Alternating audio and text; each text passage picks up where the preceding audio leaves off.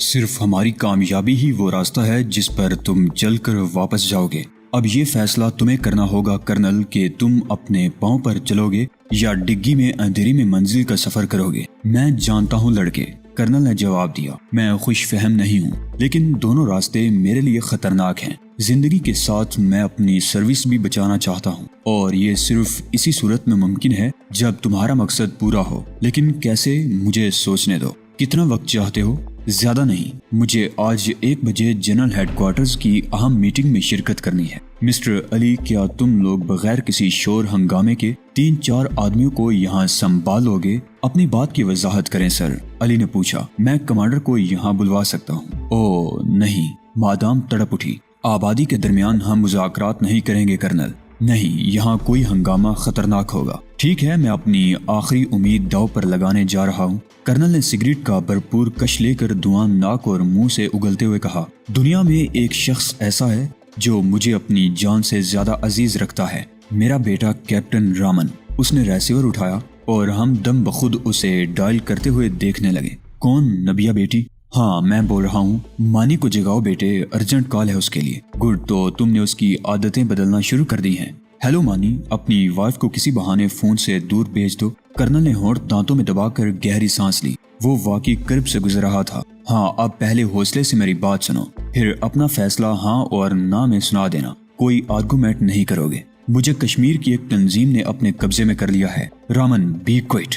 Colonel داڑا، میں جو کہہ رہا ہوں سنو اور مجھے اپنا فیصلہ سنا دینا۔ کیوں، کیسے، یہ سب بکواس ہے۔ میں یہ اطلاع کسی جنرل کو بھی دے سکتا تھا، لیکن وہ لوگ اپنے مفادات اور سیاسی مسائل کو مد نظر رکھ کر کارروائی کریں گے، جبکہ میں 2 پاگل ہاتھیوں کے پاؤں تلے ضائع نہیں ہونا چاہتا۔ تمہیں دل اور خون کے رشتے کی روشنی میں فیصلہ کرنا ہے۔ اب توجہ سے میری بات سنو۔ تم اسپیشل گروپ سے ملاقات کرو گے۔ وہ تینوں تمہیں اچھی طرح جانتے ہیں۔ تمہارے ساتھ وہ گزشتہ دنوں تاریخی مقامات دیکھنے جاتے رہے ہیں۔ آج رات تم ان کو لے کر اس طرح نکلو گے کہ میجر روما کو کانوں کان خبر نہ ہو، ورنہ وہ اپنے آدمی کورنگ میں لگا دے گا۔ تمہاری منزل آرمی اسٹیشن گراؤنڈ ہے۔ وہ انڈین لڑکیوں پر مرتے ہیں۔ میری بات سمجھ گئے ہو نا مانی؟ مائی سن، بنیاد زندگی ہے۔ اگر بنیاد تباہ ہو گئی تو تمہاری ترقی کے راستے بھی بند ہو جائیں گے۔ ویسے بھی مجھے بچانا تمہاری ڈیوٹی ہے۔ کیا میں نے اپنی بات تم تک پہنچا دی ہے؟ ہاں، میں سن رہا ہوں۔ آہستہ بولو۔ کیسے؟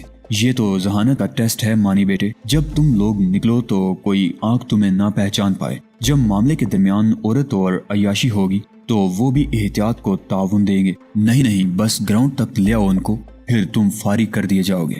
وقت کون سا تمہیں سوٹ کرے گا؟ کرنل نے علی سے پوچھا۔ لیکن جواب میں نے دیا تھا۔ میں نے رات 10 بجے کا وقت کرنل کو دے دیا۔ ٹھیک 10 بجے، 5 منٹ 10 منٹ اوپر نیچے ہو سکتے ہیں۔ ہاں، یہ اچھے لوگ ہیں، مجھے رہا کر دیں گے۔ اوکے مانی، اب زندگی یا موت یہ تمہاری ذہانت پر ہے۔ کرنل نے ریسیور رکھ کر پیشانی آستین سے صاف کی اور نیا سگریٹ سلگانے لگا۔ یار، اب پاؤں بھی کھول دو۔ کرنل مسکرانے لگا۔ میں اب خالی لفافہ ہوں۔ میں نے اپنے بیٹے کا مستقبل داؤ پر لگا دیا ہے۔ میں نے چاقو جیب سے نکال کر ٹائی کاٹ دی۔ مادام نے میری کارروائی پر منہ تو بنایا تھا، مگر زبان سے اس نے کوئی لفظ ادا نہ کیا تھا۔ کرنل نے شکریہ ادا کیا اور اٹھ کر کمرے میں ٹہلنے لگا۔ میں ان کو کچھ بتائے بغیر دوسرے کمرے میں گیا۔ اسٹور روم میں ٹیلی فون کی تاروں کا رول پڑا ہوا تھا۔ فلیٹ میں رسی کا 1 انچ ٹکڑا بھی نہ تھا۔ میں نے تاروں کے رول کو دوہرا کر دیا۔ میں نے دل میں مہرزر کو یاد ہی کیا تھا کہ وہ دبے پاؤں اندر آ گئی۔ شہباز، وہ سرگوشیانہ انداز میں بولی، مادام اپنے فن اور پوزیشن پر ڈاکہ پسند نہیں کر رہی۔ ہم عورتیں شراکت پسند نہیں ہوتی۔ تم یہاں از خود کمانڈر نہ بنو۔ ہم پہلے ہی کرنل کے معاملے میں فیصلہ کر کے مادام اور مسٹر علی کو بہت پریشان کر چکے ہیں۔ کرنل کو آزاد کرنے کا فیصلہ ان لوگوں کو کرنے دیتے۔ چھوڑو ان فضولیات کو۔ میں نے اسے جھڑک دیا۔ میں نے بچپن میں بھی کسی کی انگلی کا سہارا نہیں لیا۔ ہمیں اب پاؤں پر چلنا ہے۔ جاؤ، ایک فیصلہ تم ان پر مسلط کر دو۔ میں رات تک کرنل کی نگرانی نہیں کر سکتا۔ اسے ڈانٹ کی ضرورت ہے، ورنہ خواہ مخواہ بحث کرے گا۔ میں یہ کہنے آئی ہوں کہ گراؤنڈ میں کون جائے گا؟ صرف میں۔ میرا جواب سن کر مہرزر اچھل پڑی۔ شہباز، تم میزبانوں کی ہمدردیاں ضائع کر رہے ہو۔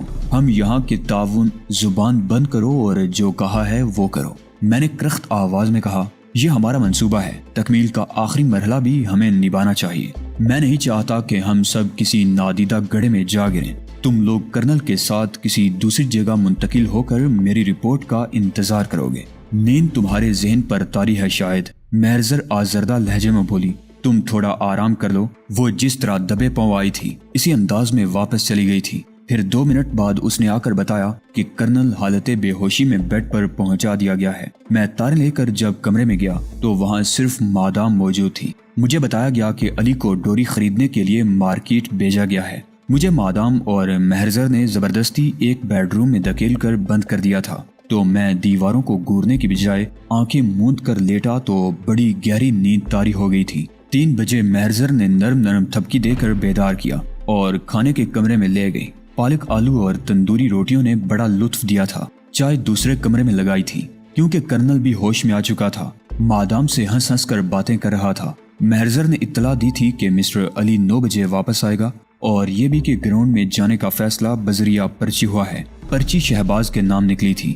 باقی پروگرام بھی وہی رکھا گیا تھا جو میں نے تجویز دیا تھا۔ 8 بجے کرنل کی پرزور درخواست پر اسے ٹیلی فون تک لے جایا گیا۔ اس نے پھر اپنے بیٹے کو کال کیا، لیکن وہاں اس کی بہو تنہا تھی۔ ٹھیک 8:45 بجے علی واپس آیا۔ اس کے بریف کیس میں مصنوعی داڑھی اور دیگر ایسا ہی سامان تھا، اور سامان کے نیچے پارٹس میں جدید قسم کی سٹین گن رکھی ہوئی تھی۔ اس نے دوسرے کمرے میں بریف کیس کھولا تھا اور مجھے سٹین گن جوڑنا سکھائی۔ میں نے دوبارہ کھولی اور جوڑی تو اس نے اوکے کہہ کر میگزین اور گن جمیلہ کے حوالے کر دی، جسے جمیلہ نے کھول کر اخبار میں گفٹ پیک کی طرح لپیٹ کر اوپر سرخ ربن باندھ دیا۔ تمہاری ڈرائیونگ کیسی ہے شہباز؟ علی نے پوچھا۔ ویسے میں کار کے ساتھ ایک بااعتماد ڈرائیور لے آیا ہوں، ہمارا اپنا آدمی ہے اور ٹیکسی چلاتا ہے۔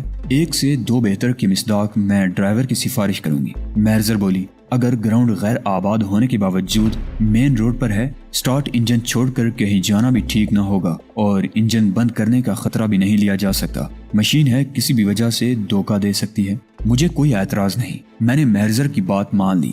اب کرنل سے کیپٹن کا حلیہ پوچھا جائے۔ کیوں اس سے گلے ملو گے؟ مہرزر تڑاہ کر بولی۔ نسل الگ صحیح، لیکن ہمارے نزدیک سارے سانپ ہی ہیں، اسے کیوں معاف کیا جائے؟ میں بے وجہ انسانی جان لینے کے حق میں نہیں ہوں، مادام نے کہا۔ نہیں شہباز، انسان جو براہ راست ہمارا دشمن نہیں، وہ جو بھی ہے انسان ہے۔ آؤ کرنل سے پوچھ لیتے ہیں اور تمہارا نشانہ یقیناً اچھا ہوگا۔ کرنل نے ایک واضح جو نشانی بتائی تھی وہ تھی طویل کامتی۔ اس کے مطابق تینوں اسرائیلی کیپٹن رامن سے قد میں چھوٹے تھے۔ اس نے یہ بھی بتایا تھا کہ انٹری گیٹ پر روشنی رہتی ہے، اس لیے مشکی رنگ ہی شناخت میں مدد دے گا۔ ہماری گاڑیاں وقفے سے روانہ ہو گئی تھی جہاں اس پارٹی کو منتقل ہونا تھا۔ فون نمبر اور لوکیشن مجھے بھی بتائی گئی تھی، اور وہ جگہ ڈرائیور بھی جانتا تھا۔ احتیاطاً کرنل کو پھر اسے بتائے بغیر کافی پلا کر بے ہوش کر دیا تھا، اور مادام نے اس کا میک اپ سے حلیہ تبدیل کر دیا تھا۔ تمام ممکنہ خطرات سے مجھے بھی آگاہ کرتے ہوئے حفاظتی تدابیر اور سامان سے لیس کیا گیا تھا۔ میرے جولے میں دستی بم، آنسو گیس کے گولے اور اسموکنگ بم رکھے گئے تھے۔ میں اندھیرے میں ٹٹول کر ہر بم کی شناخت کر سکتا تھا۔ جس خطرے کی پیش بندی کی گئی تھی اس سے میں بھی آگاہ تھا۔ کیپٹن رامن اگر رپورٹ اوپر کر دیتا تو وہ لوگ زمین رنگ مٹی کے جال اور پھائیاں گراؤنڈ کے چاروں اطراف پھیلا دیتے، اور میں محتاط ہونے کے باوجود کسی بھی جگہ پاؤں پھنسا سکتا تھا۔ یہ بات میرے حق میں گئی تھی۔ فلم میں جب کوئی اچھا سین دکھایا جاتا ہے تو سنجیدہ قسم کے ناظرین اتفاق پر اعتراض کرتے ہیں، لیکن جب اور جہاں قدرت مدد کرنا چاہتی ہے تو حقیقی کرداروں کے ساتھ بھی اتفاق ہو جاتا ہے، ورنہ عین اس وقت اور اسی روٹ سے کسی کی ارتھی نہ سفر کرتی۔ ایک موڑ کاٹ کر ٹریفک احتراماً رک گئی تھی، اور جب ارتھی گزر چکی تو جن گاڑیوں کا روٹ وہی تھا وہ لوگوں کے پیچھے رینگنے لگی تھی۔ شاید کسی نامور شخص کی موت واقع ہوئی تھی، ورنہ اتنے لوگ نہ ہوتے۔ بہت سے لوگ فٹ پاتھ پر چڑھ گئے تھے۔ میں رینگتی کار سے باآہستگی سرک گیا تھا اور ڈرائیور کو ارتھی کے ساتھ چلنے اور پھر گراؤنڈ کے قریب مسجد کے سامنے رک کر انتظار کرنے کی ہدایت دی تھی۔ میرے تن پر جو لباس تھا وہ بیکاریوں کا روایتی لباس تھا جو ڈور ٹو ڈور صدائیں لگانے والے گروہ سے تعلق رکھتے ہیں۔ میری گھڑی کی سوئی 10 کے ہندسے سے آگے سرک گئی تھی۔ میں نے چھتری جاڑیوں سے پورے گراؤنڈ کا جائزہ لیا۔ گراؤنڈ بالکل خالی تھا۔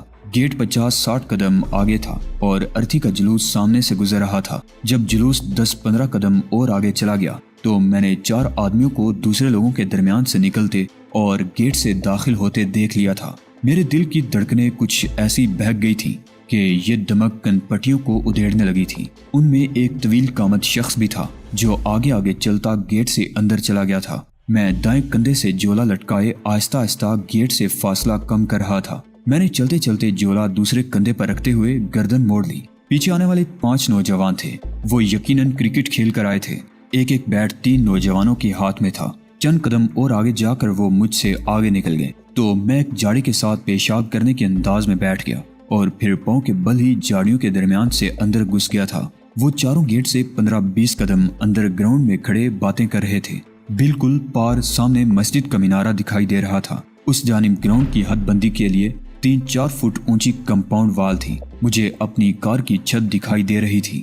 درمیانی فاصلہ 100 گز سے زیادہ نہیں تھا۔ کار وہاں کھڑی کرنے کے لیے پیچھے گراؤنڈ کا محلے وقوع تھا۔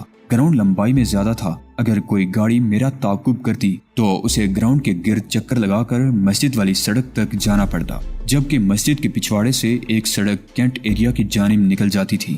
خطرے کی صورت میں وہی سڑک استعمال کر سکتا تھا۔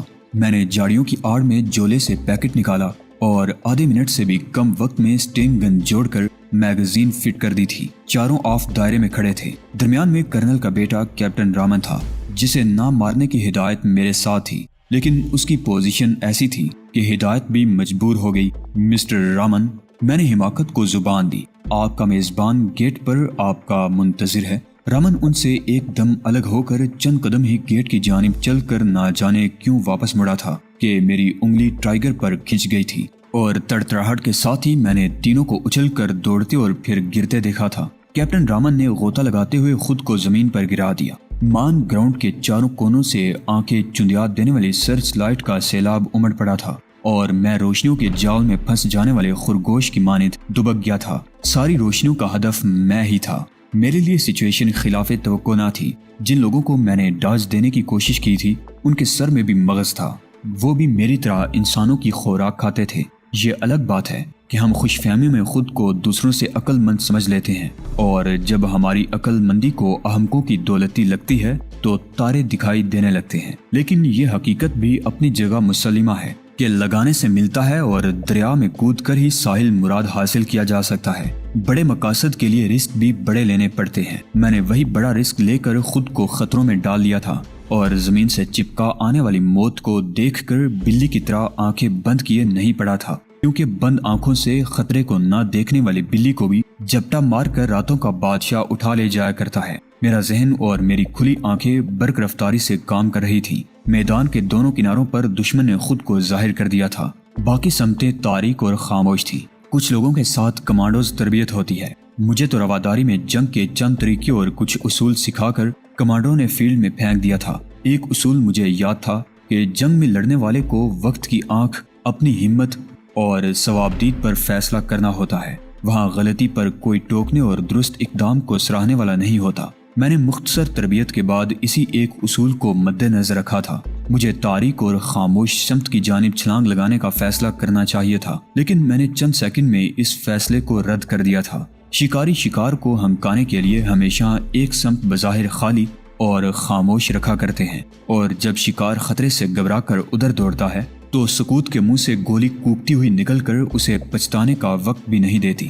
میرے شکاریوں نے بھی شکار کے اصول پر مجھے ہمکایا تھا۔ کوئی پاگل ہی سامنے کھڑی موت کی طرف جا سکتا ہے، لہٰذا ان کو اپنے فرزانے سے یہی توقع رہی ہوگی کہ وہ موت سے منہ موڑ کر دوسری جانب جائے گا اور پھانسی کے جبڑے اسے دبوچ لیں گے۔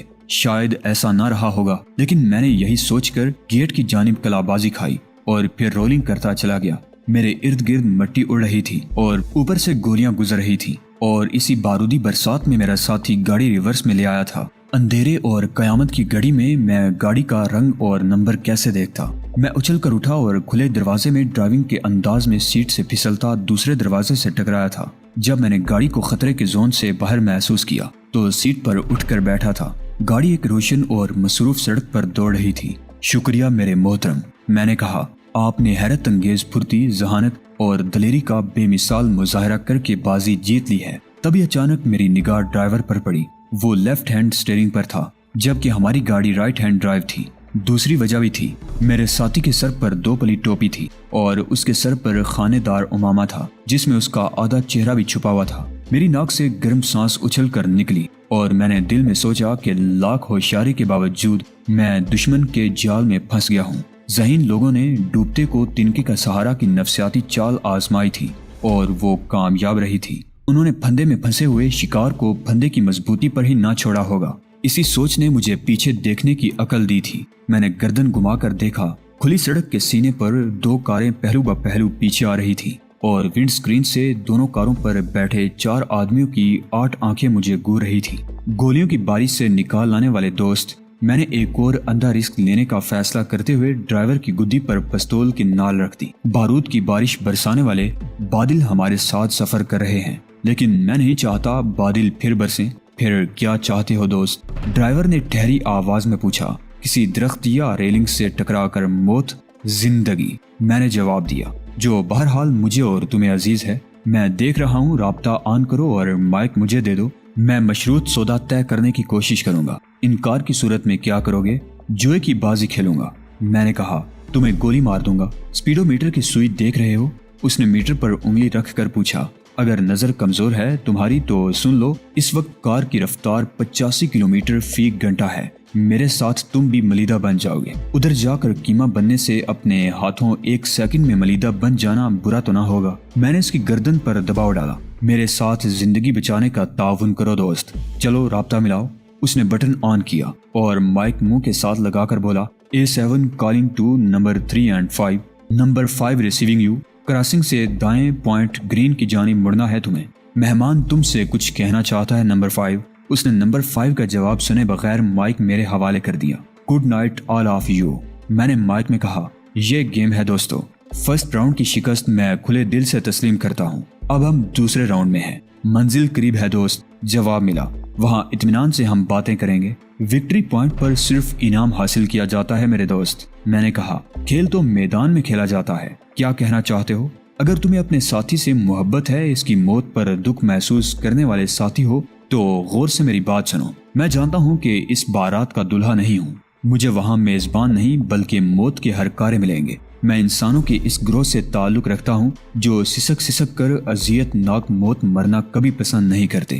ہم لوگ مقصد کی جنگ میں مرنا خوش بختی سمجھتے ہیں کہ ایسی موت ہمیں ہمیشہ کی زندگی دیتی ہے، لہٰذا میں سڑک پر مرنے کو ترجیح دوں گا۔ آخری بات کرو، کیا چاہتے ہو؟ اگر تم میرے ساتھ اپنے ساتھی کی موت نہیں چاہتے تو فی الفور اپنی گاڑی کو سائیڈ میں روک لو۔ جب ادھر سے کوئی جواب نہ ملا تو میں نے مائک ڈرائیور کو دے دیا تاکہ اپنی زندگی کے لیے وہ اپنے الفاظ میں اپنے ساتھیوں سے بھیک مانگے۔ میری توقع کے مطابق ہی اس نے ان کو مخاطب کیا تھا۔ میں نمبر 7 تم لوگوں کے فیصلے کا منتظر ہوں۔ یہ شخص محض دھمکی تک محدود رہنے والا نہیں ہے۔ میری درخواست ہے مجھے مرنے سے بچانے کا فیصلہ کیا جائے۔